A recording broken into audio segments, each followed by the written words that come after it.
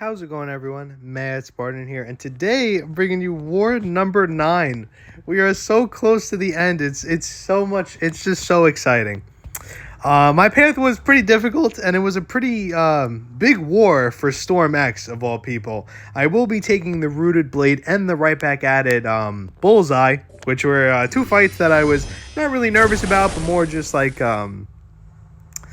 cautious, I guess was the best way to put it when I saw that I was assigned those fights. But we'll get to that when we get there. First up, we do have a Craven, and like I've said in my other videos, these 6-star Ascenders just have to get off defense because the rank 3 Storm just annihilates. I haven't mentioned in my other videos, but the global is nerfed, so pretty much the timer is like at 10 seconds, and it's just, I feel like I just infinitely have prowesses. I never really have to worry about building them up. I mean, every once in a while, like, I'll glance up and realize that I've only lost like 2 since I've paid attention, and it's just crazy how much like a little tweak can totally affect like what was like a game-breaking meta.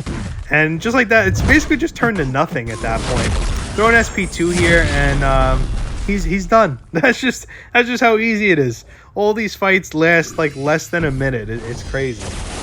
Next up, we do have an Absman, which isn't a bad spot. I guess the dream outcome you'd want from this is using a character that has a lot of debuffs, so Sadist is stacking, and if he hits you with that burst damage when he gets to 600 charges, is probably the least ideal scenario that you'd want in this fight. Try to build him to an SP1. Try to make it so that he has no power after the SP1, so you can hit him with a medium. You get him with a heavy to knock him out of Uru, and then immediately hit him with a medium. He does immediately dash back away from me, but as you can see, before he's even able to throw his special, he's already at 74% health. So we are doing pretty good keeping the offensive on him. And we're kind of just being so aggressive at this point that he's not even having any time to regen any of his health. He's going to immediately throw this SP1, and then I'm going to hit him with a heavy that gets rid of his Uru. So the big thing is, it even works with building Titania up. As you can see, we got rid of like all of his health. Hitting him with the heavy will get rid of his Uru, and because it's in the middle of the heavy, you can still throw the SP3 to duplicate all those buffs, and you can get all that free damage and that total domination. It was so satisfying to see all his health go. Next up, we do have a Mojo.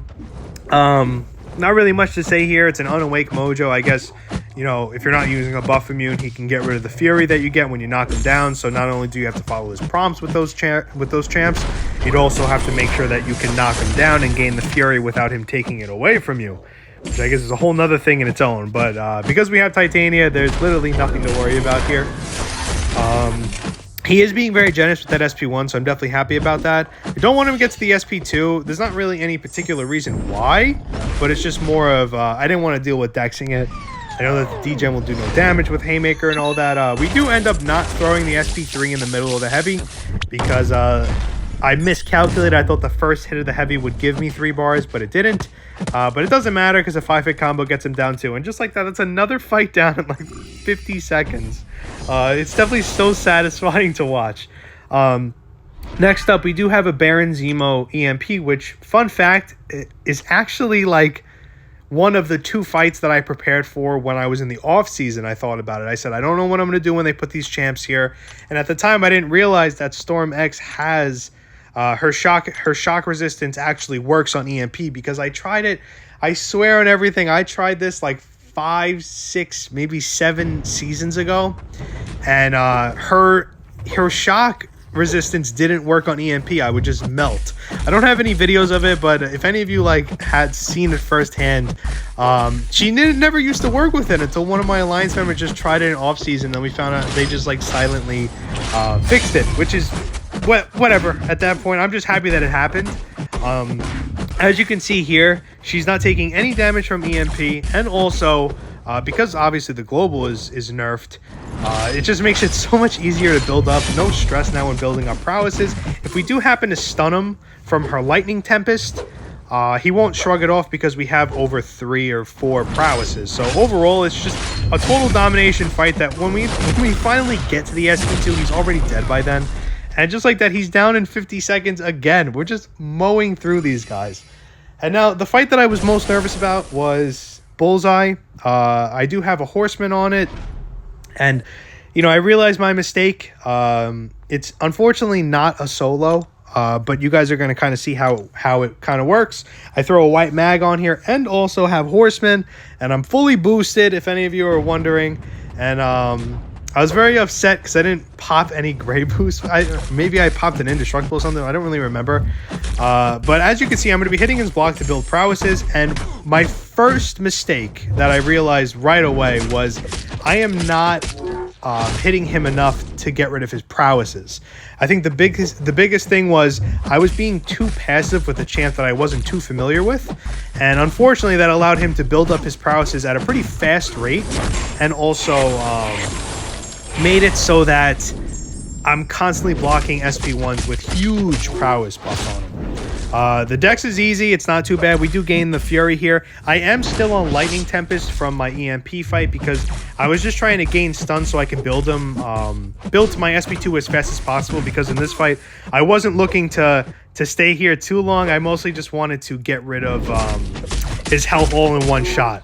Now, as you can see, the block damage is stacking up, and unfortunately, I'm not able to hit him because I have to wait for the evade to go away. I do have to hit his block to make sure that I have the whatever. I have to hit his block to make sure I have the prowesses. I'm just kind of watching the fight as you see, and as you can see, I was very upset. I got to 1% health. And then I guess because I was just so nervous, I mistimed the dex.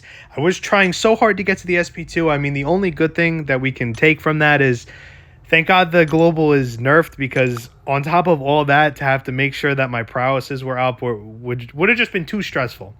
Now, you can see the difference with this one is, obviously I start with a bar of power, and I'm also a lot more aggressive because I realized the reason why I lost that fight had a lot to do with the fact that I was letting him stack up his prowesses while being too nervous to attack him, just overall, and also just kind of being aware that I have to get to this SP2 as fast as possible. I don't really want to play any games with this AI. We hit his block to gain our prowesses, and I'm going to try to parry 5-hit combos to make sure that he doesn't have any prowesses himself. Immediately throw the SP2, and just like that, we take a huge chunk. The shock isn't kept, obviously, because he becomes debuff immune, but to be honest, it doesn't matter. We're still doing huge damage, especially to a 6-star Ascended. I know I talk all that crap about 6-star Ascendeds not even being good against Storm, and I actually died to one, which is very unfortunate. He does end up triggering his evade here, but we do have the Horseman to kind of bail us out here. So now I have to realize I have to be a little bit more careful. Make sure that his prowesses are obviously at 0 if able to, but mostly just keep him under like 3 or 4, while keeping mine above 3 or 4, I guess is the best way to put it. We bought this SP1 here. We're about to get to an SP2 though, so I'm not really too worried about it. Parry him to make sure the evade goes away and throw a quick SP2, and just like that, he's down. Now, huge change from the first to second fight. I was upset, but I realized, it's just learning. I'd be more upset if I died and didn't know how to take it for next time, but I realized that I made a huge mistake. I didn't start with a bar of power, which definitely would have helped me get to the SP2 faster, but I think the biggest thing to take from it was I was just being too passive. I was too afraid of the champ, so I allowed his prowesses to build up, so the SP1 block damage became too much. And also, I failed the intercept there, which definitely aided in it, but it was mostly just block damage. So, definitely learned something there. I could definitely take it next time. I'm not too worried about it. Next up, we do have a rooted blade here. I do stay on Lightning Tempest because I am trying to figure out, I had a plan in my head to kind of keep him stunned infinitely so I could get to my SP2 and then immediately just end the fight as is.